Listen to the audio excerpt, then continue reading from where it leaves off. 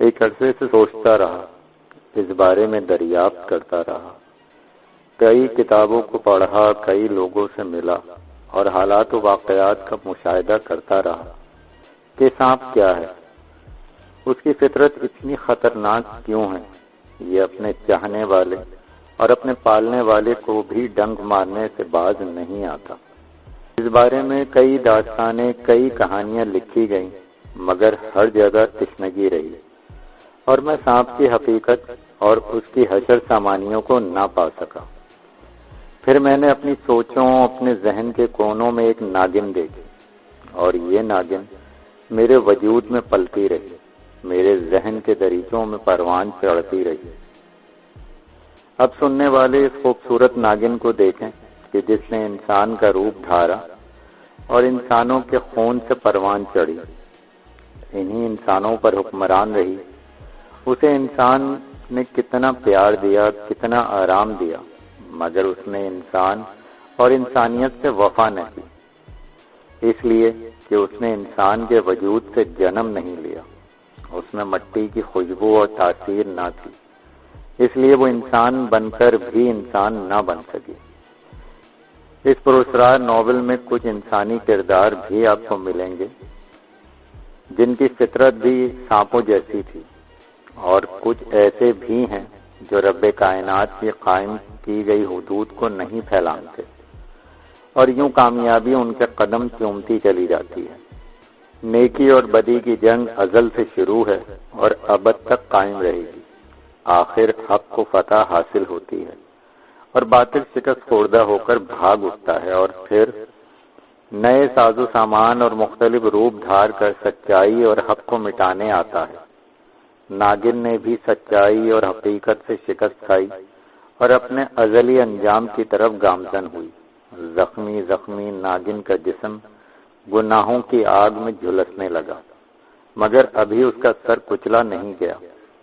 دیکھیں، بدی اور شیطانی طاقتوں کی علمبردار ناگن شاید پھر پھن اٹھائے، مگر ایمان اور سچائی کی طاقت بھی اس کے سامنے چٹان بن کر کھڑی رہے گی۔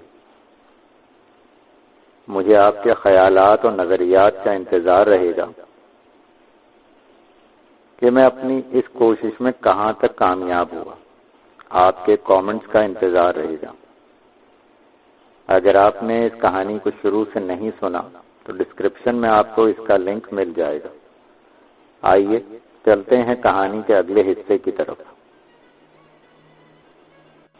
پریا نے آگے بڑھ کر نوجوان کے ہاتھ پکڑ کر اسے مسحری کی طرف دھکیلنے لگی۔ نوجوان خوف و حیرانگی کی ملی جلی کیفیت کا شکار تھا۔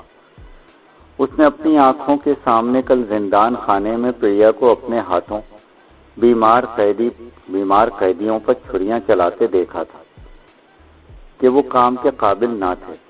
اس وقت پریا کے چہرے پر بے رحمی ہی بے رحمی تھی، اور آج وہی پریا اس کے ہاتھ پکڑ کر اسے اپنے بستر کی طرف لے جا رہی تھی۔ کیا نام ہے تمہارا؟ جی، پرتھوی۔ میرا نام تجھے معلوم ہے؟ جی نہیں۔ نوجوان اب بھی خوفزدہ تھا۔ میرا نام پریا ہے۔ پھر پورے تمکنت سے مسحری پر دراز ہوتے ہوئے بولی، میں تابانہ کی نائب ملکہ اور اپنی مرضی کی آپ مالک ہوں۔ میں چاہوں تو ابھی جلاد بلا کر یا خود خنجر کے ساتھ تیری بوٹی بوٹی الگ کر دوں، اور چاہوں تو اپنا خوبصورت جسم تجھے سونپ دوں اور اس کے بعد تمہیں رہا بھی کر دوں۔ لہذا جیسے میں کہتی جاؤں ویسے کرتے جاؤ۔ جی بہتر۔ نوجوان کو کوئی ڈھارس بندی۔ مجھے اپنی گود میں اٹھا کر پورے کمرے کا چکر لگاؤ، پریا نے مسکراتے ہوئے کہا۔ جی؟ نوجوان ہکا بکا رہ گیا۔ جو میں نے حکم دیا ہے وہ کرو، ورنہ ابھی تالی بجا کر جلاد بلواؤں گی جو تیری گردن تلوار سے اڑا دے گا، پریا نے سخت لہجے میں کہا۔ تو نوجوان ہچکچاتے ہوئے آگے آیا، پریا کو اٹھا لیا اور کمرے کا چکر لگانے لگا۔ پریا مسلسل مسکرا رہی تھی اور مسکراتے ہوئے اس نے اپنی سڈول چوڑیوں سے کھنکھناتی باہوں کو پرتھوی کے گلے کا ہار بنا لیا۔ پرتھوی کے کمسن وجود प्रिया के कमसिन वजूद ने पृथ्वी के जिस्म में सनसनाहट पैदा कर दी। प्रिया ने खुद सपुर्दगी के आलम में अपना जिस्म ढीला छोड़ दिया और पृथ्वी उसके गुलाब जैसे खूबसूरत वजूद को उठाए हुए कमरे का चक्कर मुकम्मल करने लगा। पूरे कमरे का चक्कर लगाकर जब वो बिस्तर के करीब आया तो दूसरा चक्कर लगाओ, प्रिया ने हुक्म दिया। दूसरा चक्कर मुकम्मल हुआ तो प्रिया बोली, फिर चक्कर लगा कर आओ। इसी तरह जब भी बिस्तर के करीब आता प्रिया उसको फिर चलने का हुक्म दे देती। 8-10 चक्कर लगाने के बाद पृथ्वी के रुएं रुएं से पसीना छूटने लगा। उसकी सांसें बुरी तरह बेतरतीब होने लगी। उसके लिए प्रिया का नाजुक सा वजूद संभालना दूभर होता जा रहा था। एक तो रोबे हुस्न और दूसरे प्रिया की जालिमाना फितरत का खौफ उसको प्रिया का कोमल बदन उठाए रखने पर मजबूर कर रहे थे। प्रिया उसकी हालत से बखूबी वाकिफ थी। उसे पता था कि पृथ्वी काफी अरसे से कैदी है और यूं वो सिन्फ मुखालिफ का तरसा हुआ है। वो चाहती थी कि उसकी जवानी का जोश आतिश फिशां किसी तरह फटे और सावन की तरह खुलकर बरसे। अब प्रिया ने उसे हुक्म दिया कि मुझे बिस्तर पर लिटा दो। पृथ्वी ने बड़े आराम से उसे मसहरी से उतारा और खुद हाँफने लगा।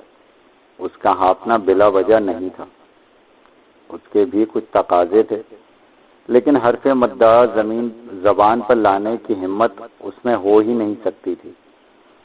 प्रिया चंद लम्हे उसे खुमार आलूद निगाहों से तकती रही, फिर इशारतन उसे मसहरी पर बैठ जाने का कहा और फिर आगे बढ़कर उसे अपने ऊपर गिरा लिया। तभी आतिश फिशां फट पड़ा और फिर कब सुबह हुई प्रिया और पृथ्वी दोनों को पता न चला। प्रिया की जब आंख खुली तो बाहर से कनीजें हौले हौले दरवाजे पर दस्तक दे रही थी। पृथ्वी औंधे मुंह लेटा गहरी नींद सोया हुआ था और बाग की तरफ खुलने वाली खिड़कियों से सुबह का उजाला छन कर आ रहा था। प्रिया उठकर नीचे उतरी और कदम कदम चलती हुई दरवाजे की तरफ बढ़ी। अभी वो दरवाजे के करीब भी न पहुंची थी कि पीछे से किसी ने उसको दोनों हाथ कमर पर रखकर फिजा में बुलंद कर दिया। उसने एकदम गर्दन मोड़कर देखा तो मारे खौफ के उसकी सिट्टी गुम हो गई। शकुंतला की जान अजीब अजाब में फंस गई थी। गुरु नारायण और लक्ष्मण को और कोई काम ही न था। रात से लेकर अब दोपहर तक वो एक ही राग आलाप रहे थे। अब भी शकुंतला चक्की के 2 पाटों के दरमियान पिस रही थी और बार बार हाथ जोड़े जा रही थी। रात से अब तक गुरु नारायण ने उसको खाने के लिए कुछ भी ना दिया था। भूख से उसका बुरा हाल हो रहा था।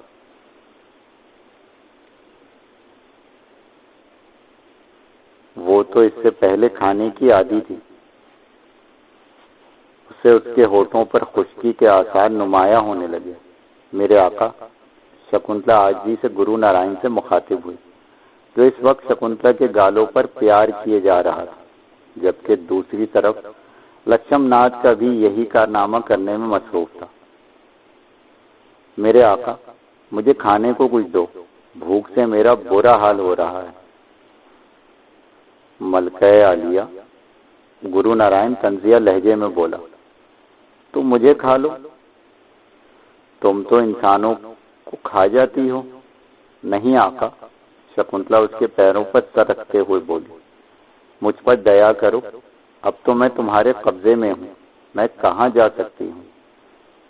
तू जा भी कहाँ सकती है, गुरु उसकी पतली कमर को हाथ में लेते हुए बोला, और खाने पीने का तो तुझे कल सुबह ही मिल सकता है। तुझे एहसास भी तो हो कि जिन लोगों को तू भूख और प्यास की अजियत से कत्ल करती थी, उनको कैसी तकलीफ होती थी। मैं तुझे हर वो तकलीफ दूंगा जो तू दूसरों को देती थी। ये बातें अभी वो कर ही रही थी कि चमत्कार एकदम जाहिर हो गया और तेजी से बोला, मालिक, सामरी मंदिर की तरफ शकुंतला की तलाश में आ रहा है।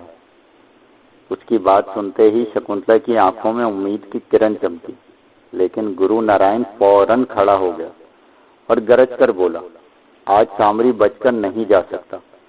चमत्कार سارے مہابیروں پیر اس کے راستہ روکنے پر معمور کر دو۔ مالک چمتکار ادب سے بولا، سامری بہت بڑا جادوگر ہے اور اس کے قبضے میں بھی مہابیر ہے، ہمارا فتح یاب ہونا مشکل ہے۔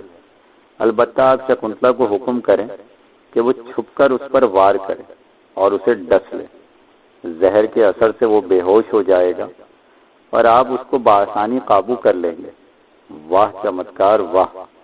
گرو نارائن نے مسرت کا اظہار کیا، اس سے اچھی ترکیب ہو ہی نہیں سکتی۔ شکنتلا، جی میرے آقا۔ شکنتلا نہ چاہتے ہوئے بھی کھڑی ہو گئی۔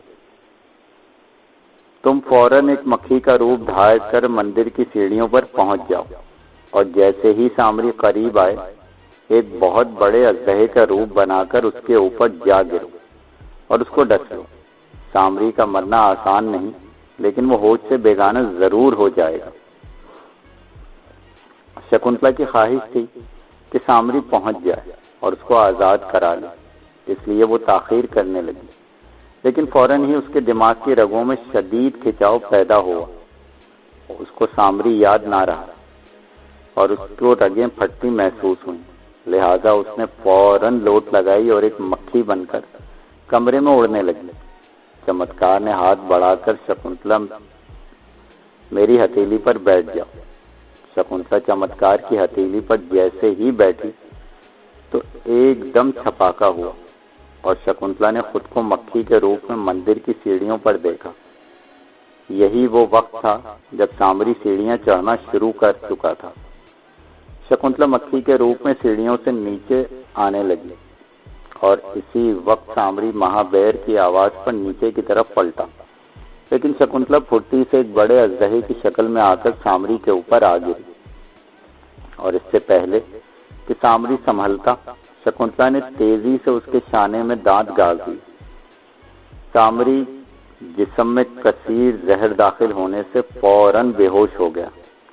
اژدہے کے اچانک آمد اور ایک آدمی پر حملے سے مندر کی سیڑھیوں پر آتے جاتے لوگوں میں بھگدڑ مچ گئی، اور بھگدڑ میں چمتکار نے بے ہوش سامری کا ہاتھ تھاما اور اس کے ساتھ ہی شکنتلا نے لوٹ لگائی اور دوبارہ مکھی بن کر چمتکار کے دوسرے ہاتھ پر بیٹھی۔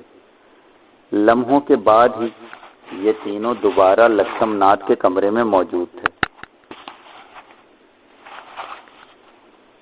مندر کی سیڑھیوں پر صرف چیما گوئیاں رہ گئی تھیں۔ لکشم ناتھ اور گرو نارائن بے ہوش سامری کو اپنے قدموں میں پا کر خوشی سے پھولے نہ سما رہے۔ شکنتلا ایک بار پھر انسانی روپ میں کمرے کے کونے میں ہاتھ باندھ کر باادب اداس کھڑی تھی۔ بہت بڑا جادوگر بنا پھرتا تھا، گرو نارائن فقریہ لہجے میں بولا، لیکن اونٹ جب پہاڑ کے نیچے سے گزرتا ہے تو اس کو معلوم پڑتا ہے کہ میرے سے بلند چیزیں بھی دنیا میں موجود ہیں۔ ہر نہلے پر دہلا موجود ہوتا ہے۔ اور دیکھ شکنتلا، گرو نارائن اس کو بالوں سے پکڑ کر بولا، آج تیرا یار خاص بھی میرے قدموں میں ہے، اور اب میں اس کا وہ حشر کروں گا کہ اس کی آتما بھی نرک میں بلبلاتی رہی۔ اور کون کون ہے تیرا یار؟ جلدی بتا۔ گرو نارائن شکنتلا کے بالوں کو جھٹکے دیتے ہوئے بولا۔ شکنتلا کی تکلیف اور بے بسی سے آنسو نکل پڑے۔ اس سے زیادہ بے بس وہ کبھی نہ ہوئی تھی کہ گرو نارائن کام بھی سارے اسی سے مکمل کرواتا اور ذلیل و خوار و زد و کوب بھی اسی کو ہی کرتا۔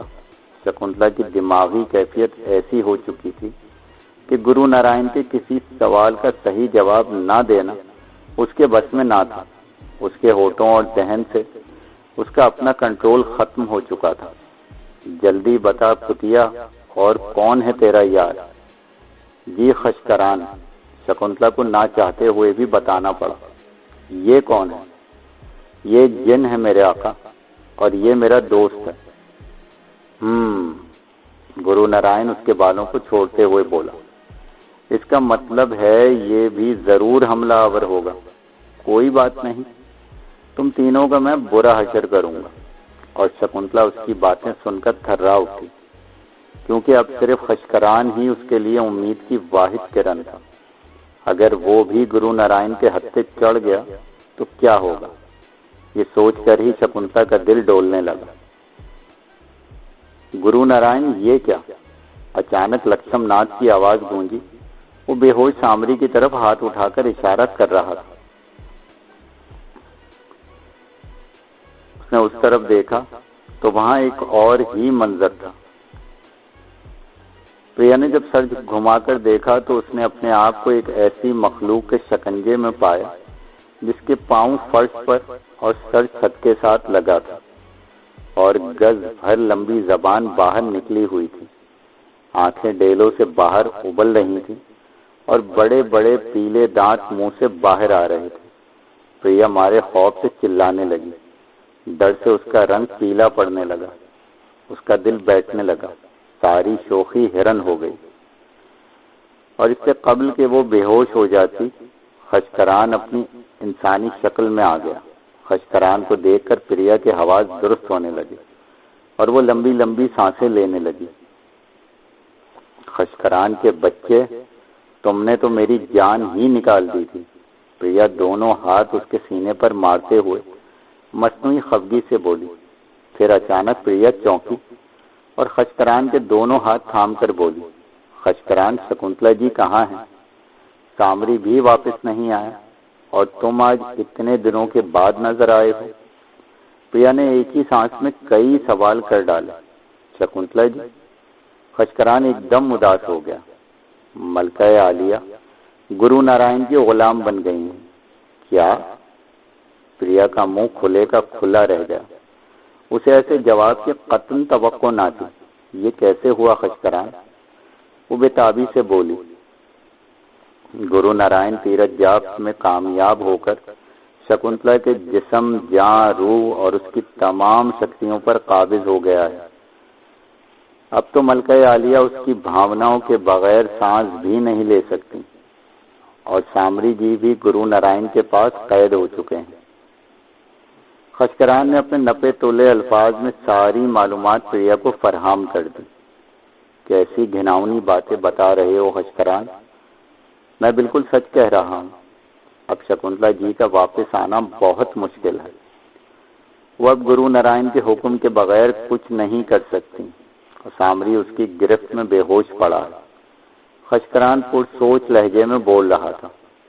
تو اب تابانہ کی سلطنت کون سنبھالے گا؟ پریا دل ہی دل میں کوئی فیصلہ کرتے ہوئے بولی، تابانہ کی وارث صرف ملکہ عالیہ شکنتلا ہی ہیں پریا، پرنتو جب تک ملکہ گرو نارائن کے قید میں ہیں سارے انتظامات کی نگرانی تم ہی کرو گی۔ خشکران فیصلہ کن لہجے میں بولا۔ خشکران کی بات سن کر پریا کے دل میں لڈو پھوٹنے لگے۔ وہ تو یہی چاہتی تھی۔ وہ دوڑ کر خشکران سے لپٹ گئی اور بولی، خشکران، تمہاری سہایتا کے بنا تو پریا کچھ بھی نہیں کر سکتی۔ شکنتلا جی کے آنے تک ہم دونوں مل کر ان کی سلطنت کو سنبھالیں گے۔ یہ کہتے ہوئے وہ دانستہ رونے لگی اور ہچکیاں لیتے ہوئے بولی، رام کرے گرو نارائن کو کیڑے پڑے جس نے ہماری ملکہ عالیہ کو غلام بنایا ہے۔ حوصلہ رکھو پریا۔ خشکران اس کے کومل وجود کو الگ کرتے ہوئے بولا، گرو نارائن کی ایسی گردن ناپوں گا کہ اس کی آنے والی کئی نسلیں برہمچاری بننے کا خیال من سے کھرچ دیں گے۔ ان دونوں کی گفتگو سے پرتھوی جاگ گیا تھا اور خوفزدہ نگاہوں سے دونوں کو تکے جا رہا تھا۔ گزرے ہوئے لمحات اسے ابھی تک شہر میں جکڑے ہوئے تھے۔ پریا اور خشکران نے اسے قطعاً اہمیت نہ دی۔ پریا نے طائرانہ نظروں سے ایک لمحے کو اسے دیکھا، پھر خشکران کی طرف متوجہ ہو کر بولی، گرو نارائن نے اس وقت شکنتلا جی کو کہاں قید کر رکھا ہے؟ کلکتہ میں کالی کے استھان پر۔ تو تم اس کے مقابلے پر کیوں نہیں جاتے؟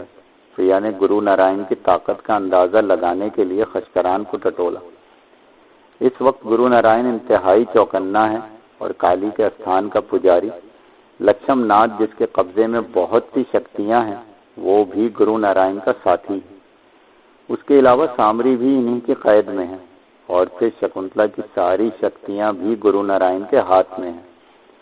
ایسے میں میرا اکیلا وہاں جانا دانش مندی نہیں، ہمیں سمے کا انتظار کرنا ہوگا پریا۔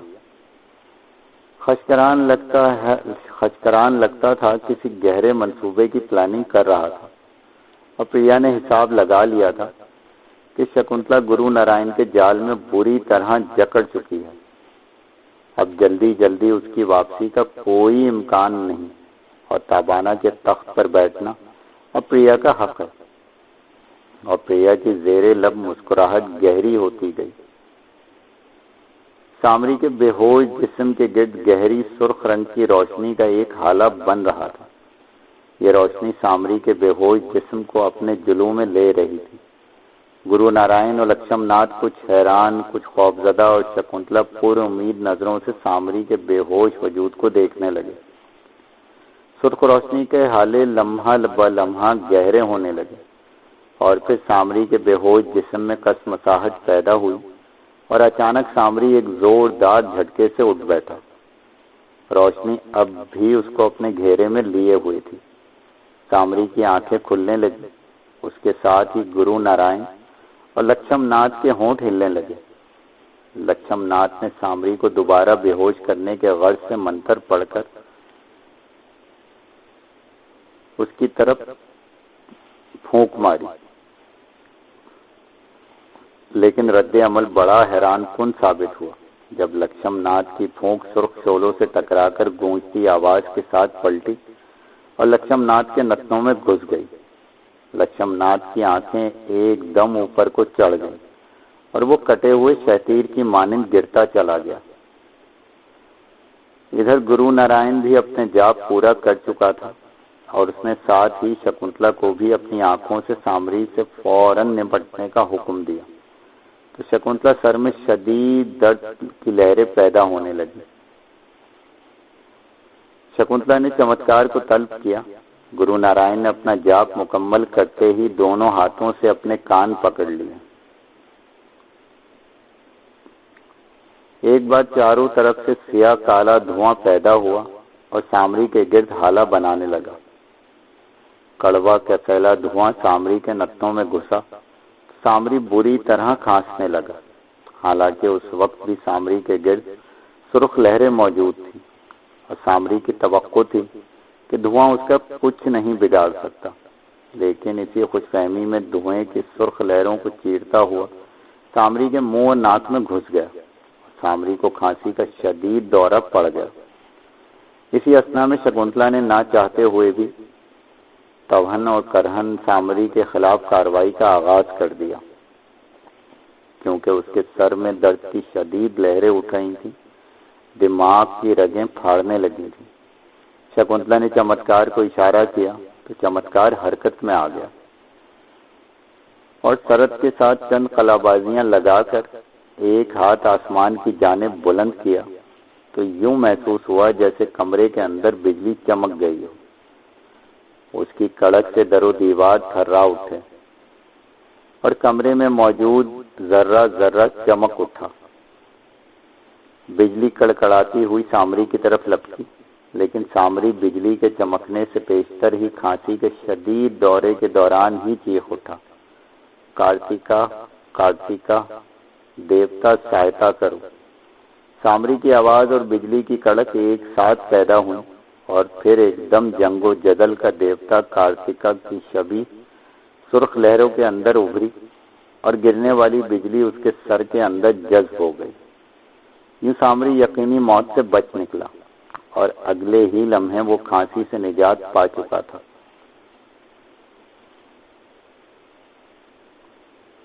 سامری نے قدم بڑھائے تو سرخ لہروں اور کارتیکا کی شبیہ بھی سامری کے قدموں کی حرکت کے ساتھ حرکت کرنے لگی۔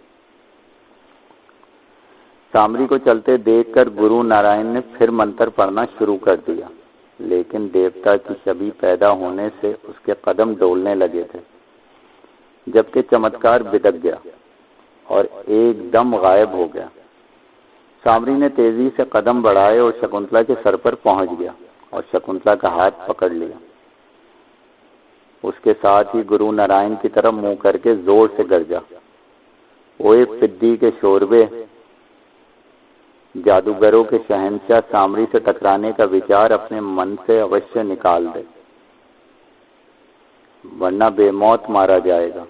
اسی اثنا میں گرو نارائن منتر مکمل کر کے بائیں پاؤں کی ایڑی پر لٹو کی طرح گھوما اور گھومتے ہی سامری سے جا ٹکرایا تو ایک دم نیلی آگ کے شعلے نکلے اور شعلوں نے سامری اور شکنتلا کو گھیرے میں لے لیا۔ گرو نارائن خود بھاگنے لگا، لیکن شکنتلا نے حاضر دماغی کا مظاہرہ کرتے ہوئے گرو نارائن کو کرتے سے پکڑ کر کھینچ لیا۔ پلک جھپکنے میں گرو نارائن آگ کی لپیٹ میں آ گیا۔ اب تینوں کی دل خراش چیخیں آگ کے شعلوں کے درمیان سے ابھر رہی تھیں اور ان کے جسم بری طرح آگ میں تڑپنے لگے۔ تینوں برائیاں ایک جگہ اکٹھی ہو کر مرنے کے لیے جلنے لگی۔ خس کم جہاں پاک۔ لیکن ناگن کی یہ کہانی ابھی ختم نہیں ہوئی۔ اس کہانی کا اگلا حصہ جلد شروع کیا جائے گا۔